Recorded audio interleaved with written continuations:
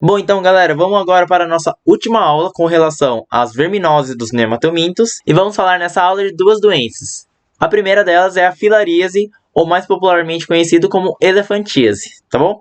Filaríase tem esse nome porque o nome popular desse verme é filária, ok? Por isso esse nome. E elefantíase por causa de um sintoma característico dessa doença, que é esse edema linfático, que eu vou explicar melhor para vocês daqui a pouquinho, tá bom? O agente causador dessa doença, ou agente etiológico, é chamado de Wuchereria bancroft, ok? Esse nome é bem estranho aí. Como é que essa doença é transmitida então, né? Essa doença é transmitida através da picada de um mosquito.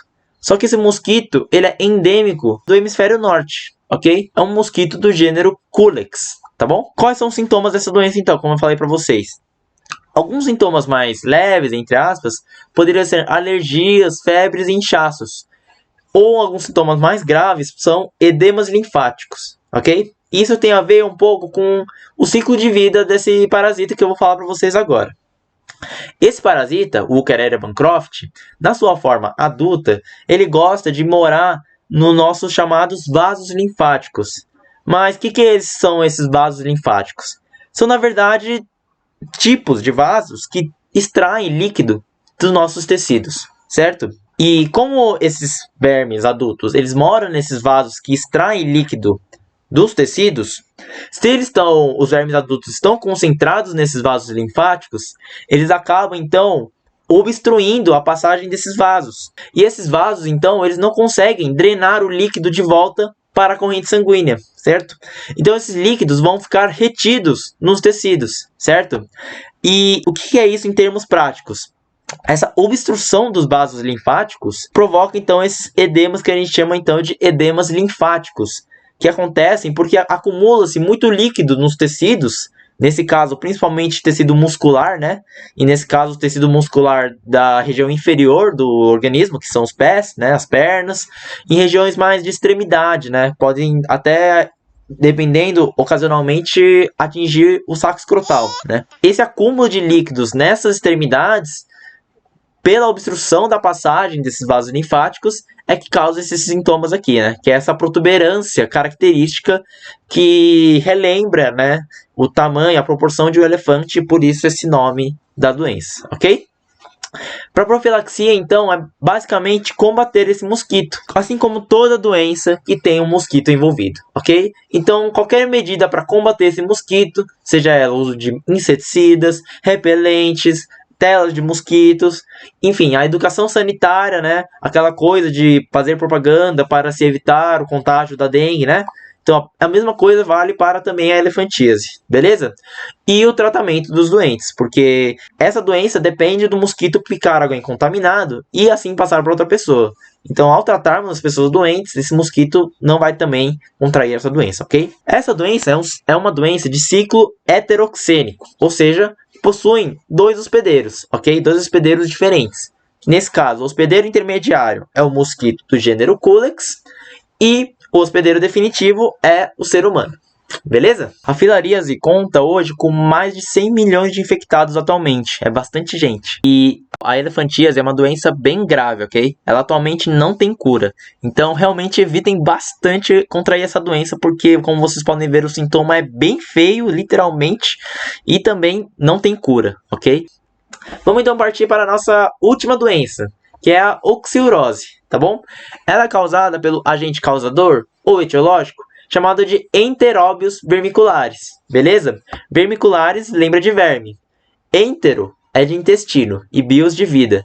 Então, é um verme que mora no intestino, tá bom? Mais especificamente no nosso intestino grosso, ok? E esse nome, enteróbios, é o que dá o outro nome a essa doença, que pode ser chamada também de enterobiose, beleza? Como é que a gente contrai essa doença? A gente contrai através da ingestão de alimentos contaminados com ovos desse verme, ok? E quais são os sintomas aparentes dessa doença? Como esse verme ele se aloja no intestino grosso, ele pode eventualmente provocar danos na parede intestinal, ok? Então podem causar uma certa dor de barrigazinha aí. E também ele pode causar uma irritabilidade, mais especificamente na região que a gente chama de cavidade perianal, tá? Mas esse nome é muito difícil, mas é só, na verdade, o nome mais bonitinho para a região, na verdade, que é essa daqui, ó. Que é a região que circunda, que envolve o nosso ânus, tá bom? E tem a ver com um pouco com o ciclo de vida, que eu vou falar para vocês agora. Esse enteróbio, você adquire ele, então, ingerindo os ovos que estão nos alimentos contaminados, certo? Eles vão descendo todo o seu sistema digestório, chegando até o seu intestino grosso, tá? Do intestino grosso, então, esse ovo vai eclodir e vai gerar uma larva, tá bom? Essa larva ela vai começar a crescer no seu intestino grosso até se tornar um verme adulto, ok? E tornando-se um verme adulto, próximo aí à morte dele, né? Ele vai, então, viajar por todo o seu intestino, chegando até... Então ele vai literalmente sair, né? Do seu organismo e vai chegar no seu ânus, nessa parte de fora do ânus, certo? E ao mesmo tempo que ele vai botar os ovos dele nessa região, nessa cavidade perianal, ele também vai morrer, certo? Então ao mesmo tempo ele vai meio que se matar, entre aspas, para botar os ovos, ok?